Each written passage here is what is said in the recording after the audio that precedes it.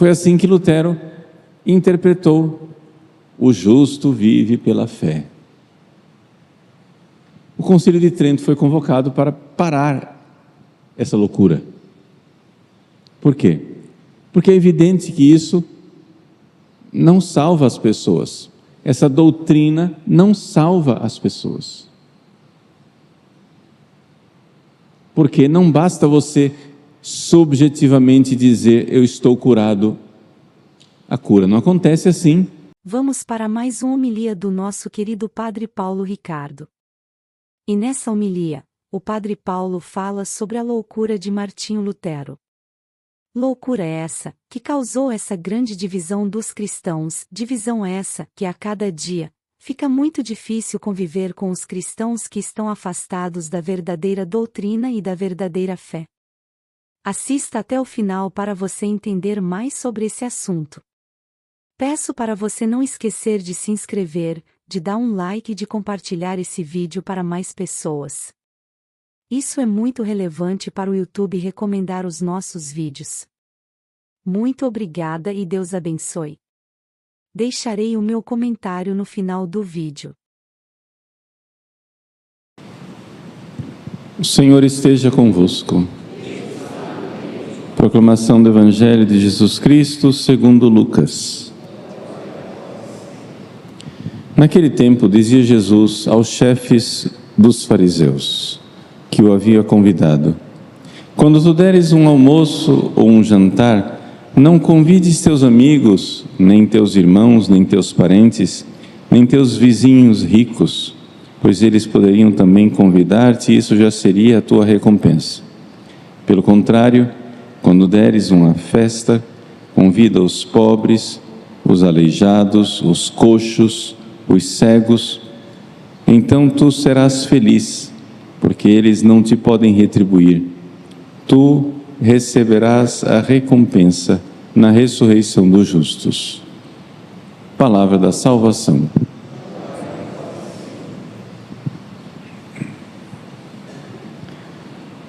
Meus queridos irmãos e irmãs, celebramos hoje a memória de São Carlos Borromeu, grande arcebispo cardeal de Milão. São Carlos viveu na época em que a igreja estava sendo devastada pela heresia protestante, no século XVI, o mesmo século em que o Brasil foi descoberto. Ele nasceu no norte da Itália, na cidade de Arona, e era o segundo filho de uma família nobre. O seu tio foi feito papa. Estou fazendo uma longa história, uma história curta, porque senão nós vamos nos perder nos detalhes. E com o titio feito papa, o tio queria alguém de confiança que estivesse ao seu redor e chamou o jovem Carlos, que ainda não era padre, fez com que ele fosse nomeado cardeal, sem ser padre, ainda era leigo, era cardeal, e assim era o braço direito, né, do seu tio. Então ele era o secretário do Papa, ele que ficava e ajudava o Papa, que vivia uma grande tarefa, a tarefa de reformar a igreja durante o Concílio de Trento, fazer com que os decretos do Concílio de Trento fossem executados nas dioceses. Vamos então entender que tarefa era essa. Primeira coisa que nós precisamos saber é que no século XVI, quando o Brasil foi descoberto, havia na Europa um grande conflito espiritual que teve repercussões políticas. É o protestantismo. O que é isso? Lutero, um padre católico, começou a ter ideias muito estranhas a respeito de pecado e a respeito de salvação. Lutero era uma pessoa com fortes transtornos psiquiátricos. E ele vivia atormentado com a ideia de pecado. Para vocês terem uma noção, a confissão do Lutero durava 6, 7, 8 horas. A gente não sabe se a gente dá uma surra no Lutero ou no confessor dele, que aceitava uma confissão que durava 8 horas seguidas. É evidente que aquilo era uma doença, aquilo não era uma confissão, aquilo era um sintoma de um grave transtorno psiquiátrico.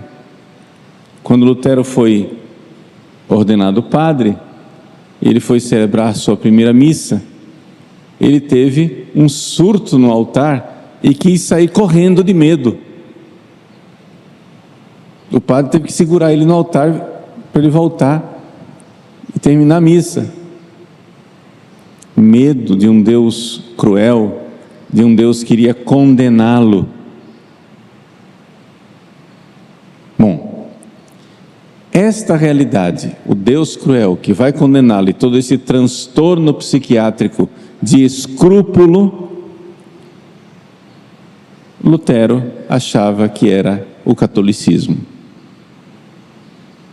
Então é evidente que, como quem quer se livrar de uma doença, Lutero se livrou do catolicismo e inventou um novo sistema para não ficar doente. Um sistema que consistia no seguinte: tese número 1, é impossível não pecar. Vou dar um exemplo.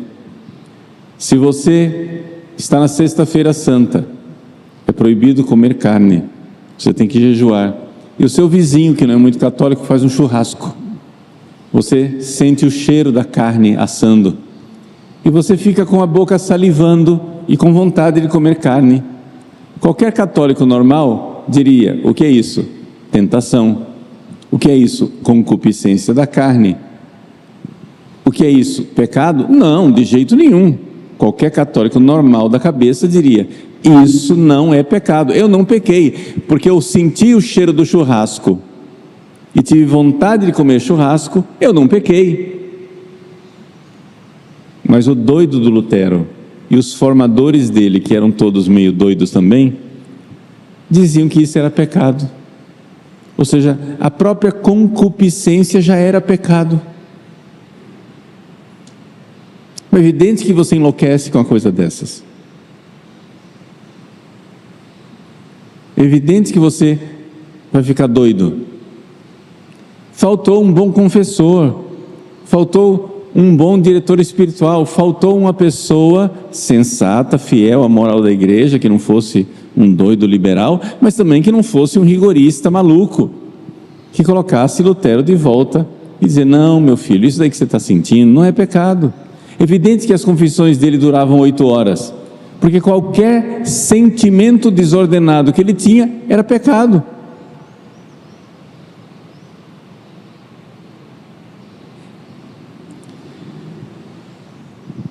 O pecado não está em sentir, o pecado está, às vezes, em consentir e às vezes em realizar a coisa.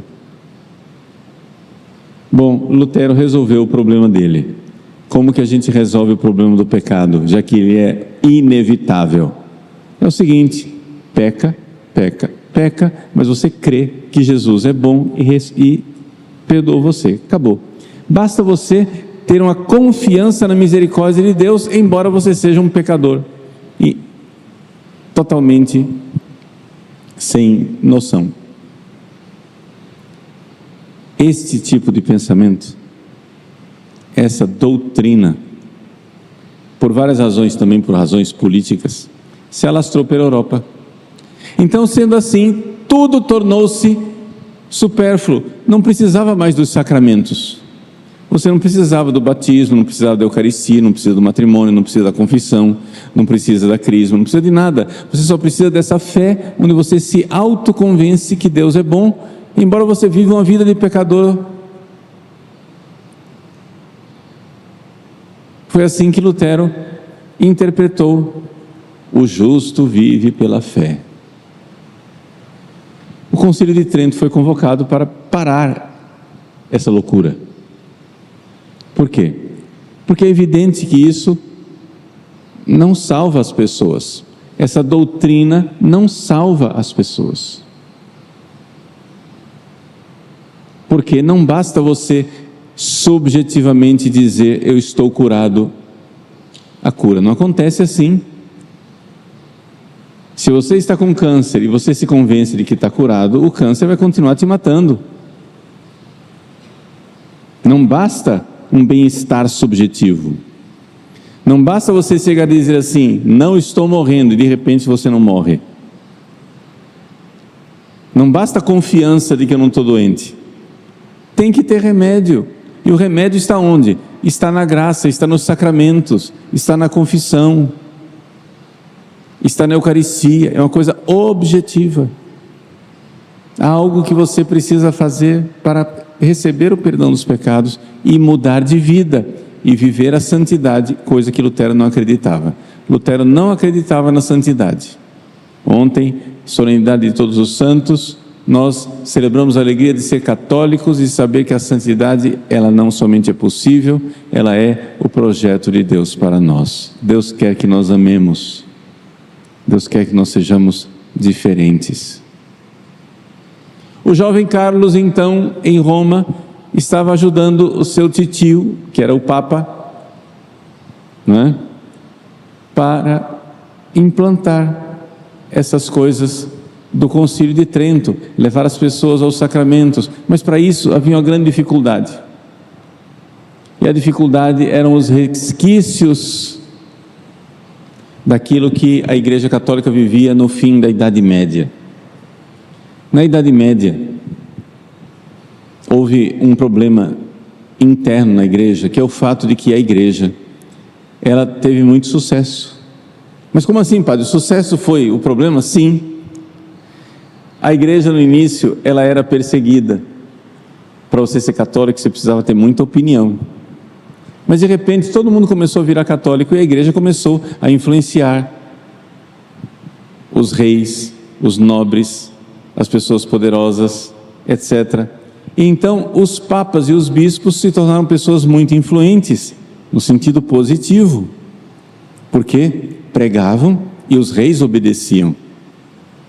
Logo, algum espertinho pensou e disse assim, opa, e se eu for papa? E se eu for bispo? Será? Vamos lá. Ser papa e ser bispo tornou-se então um projeto de poder. E as pessoas começaram a querer aquela influência que a Igreja tinha. Então, a Igreja estava cheia de padres e bispos que não tinham vocação, mas que estavam lá simplesmente porque aquilo era uma posição social invejável. E o Concílio de Trento precisava fazer com que os padres e bispos voltassem a ser aquilo que eles eram, pastores de almas. Vai cuidar das ovelhas. Foi então que o Carlos, o jovem Carlos, na sua vida, teve que tomar uma grave decisão. O irmão mais velho dele morreu. Portanto, quem que era o herdeiro da família? Agora era ele, que era o segundo.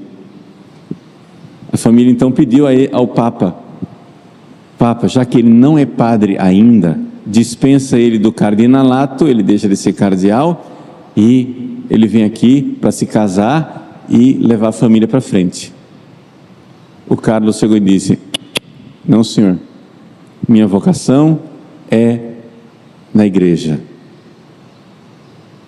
Então, depois de muita briga, ele foi ordenado padre, depois foi escolhido como arcebispo de Milão.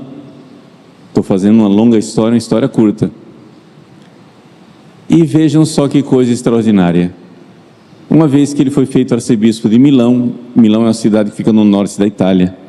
Hoje ela é muito importante por causa da indústria, etc. Naquela época não era tão importante assim, era parte do Império Germânico, ou seja, era dominada pelos espanhóis, Carlos V, que lutou contra Lutero, etc. O nosso São Carlos, feito arcebispo de Milão, ele chegou e disse para o Papa: tio, eu vou tomar posse da minha diocese. E o tio se descabelou e disse: não, eu fiz você arcebispo de Milão para você ficar aqui comigo em Roma e me ajudar. Eu só fiz você arcebispo para você ser importante. Disse: não, mas as almas das pessoas lá em Milão precisam de um bispo. Mas de jeito nenhum, tio, nós estamos fazendo o Concílio de Trento para convencer os bispos que eles precisam ir lá cuidar das suas ovelhas. Ser bispo não é ser um cargo importante, ser bispo não é ser um político, um influencer, um rico, uma pessoa... Não, ser bispo é ser pastor, é cuidar das pessoas. Eu vou tomar posse da minha diocese. Depois de muita conversa,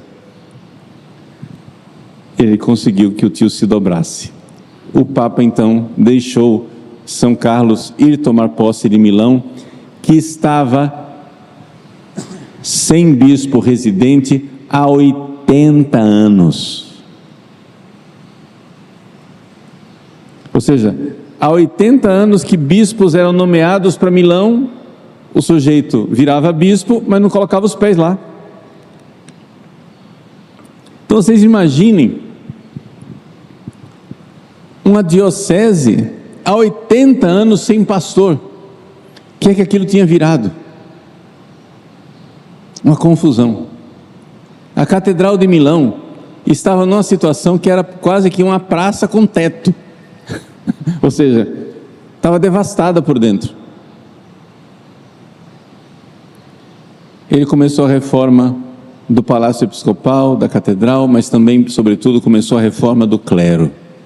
Começou a fazer com que as pessoas verdadeiramente se voltassem para Deus. Começou a pedir aos padres que cuidassem de suas paróquias. Eu vim aqui, tomei posse da diocese para cuidar de vocês, padres. Agora, senhores padres, os senhores tomem posse de suas paróquias e cuidem dos seus fiéis. Evidente que desagradou muita gente. E os padres, reunidos em máfia, resolveram matar o bispo. São Carlos, que só fazia jejuns, orações e vigílias para converter os seus padres. São Carlos, que fazia pregações e começou a montar escolas de formação para converter os seus padres. São Carlos, que queria que o seu povo tivesse pastores e por isso queria a transformação espiritual dos seus padres. São Carlos, então, um dia rezando na capela, recebeu um tiro.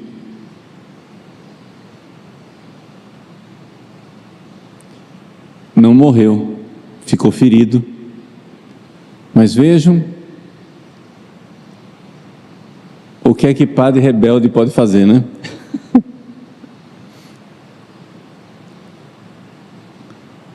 O bispo tentou pôr ordem na diocese e os padres mandaram matar o bispo.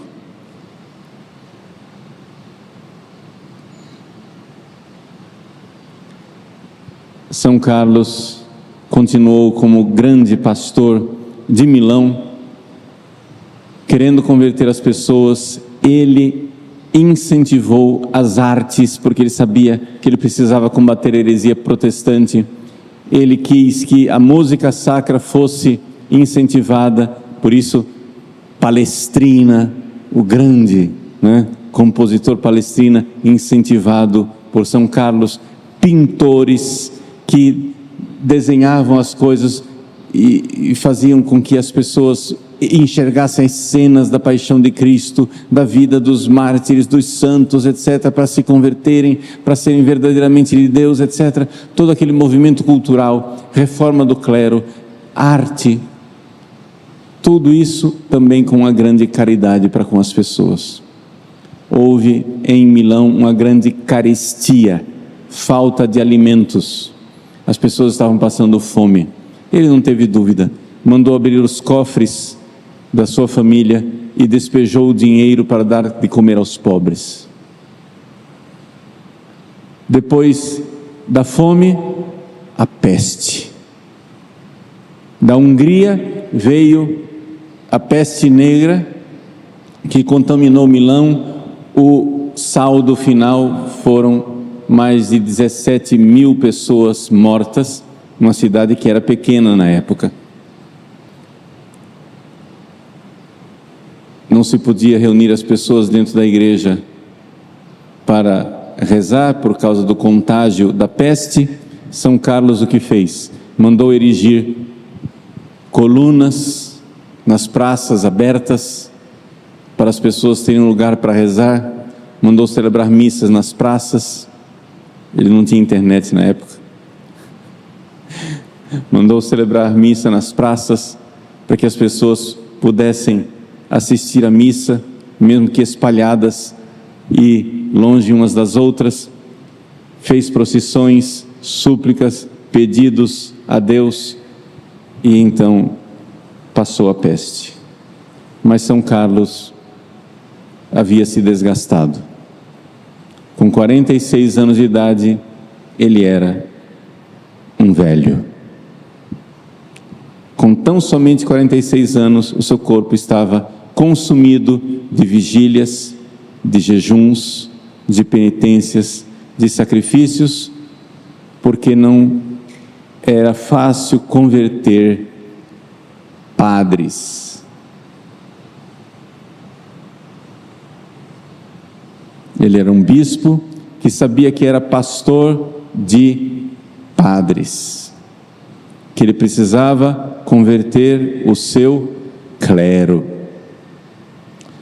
Ele era pastor de pastores. E assim, aos 46 anos de idade, entregou sua belíssima alma a Deus, querendo a reforma da igreja, sabendo que a loucura de Lutero estava privando as pessoas da salvação da alma, porque as pessoas não tinham os sacramentos, não tinham a pregação do Evangelho, não tinham a Santa Liturgia. Ele então reforma o clero para dar ao povo os sacramentos, a pregação, a liturgia. Grande realizador das reformas, da verdadeira reforma da igreja, do Concílio de Trento. São Carlos Borromeu, que viveu numa época em que o Brasil estava nos seus alvores, interceda no céu por nós, e de lá, do céu, nos dê a graça de termos sempre santos sacerdotes que nos conduzam a Deus através da reta pregação dos sacramentos e da santidade de vida. O Padre Paulo, sempre com sua sabedoria divina e com as suas belas palavras para nos ensinar. O que o Padre Paulo falou é de extrema importância para o aprendizado da nossa fé. Católico ignorante, futuro protestante. Temos que estudar o passado da Igreja, a doutrina da Igreja, ler as Sagradas Escrituras, a vida dos santos e o catecismo da Igreja Católica, porque sem estudo, a nossa fé fica muito fragilizada. Lutero era um monge muito perturbado, agia pela sua própria intuição. Ele achava que o que ele pensava era correto e acabou fazendo essa loucura de dividir a doutrina da Igreja, mas ele tinha os interesses dele nisso, por isso ele não agiu sozinho. Essa divisão era um interesse político mais que religioso. Os imperadores, reis e príncipes daquela época ajudaram Lutero a tentar destruir a Igreja Católica, mas esse plano de Lutero não deu certo. A Igreja Católica está de pé até hoje, porque temos a promessa de Cristo, que as portas do inferno não irão prevalecer contra a Igreja. O que é triste para todos nós cristãos é ver os nossos irmãos separados nos atacando a todo momento, como se eles estivessem na verdade. Não é à toa que a freira vidente Maria Serafina Michele viu a alma de Lutero no inferno sendo torturada por muitos demônios. E com esse erro absurdo, Lutero tem levado muitos irmãos ao erro, e até mesmo a perderem a salvação eterna.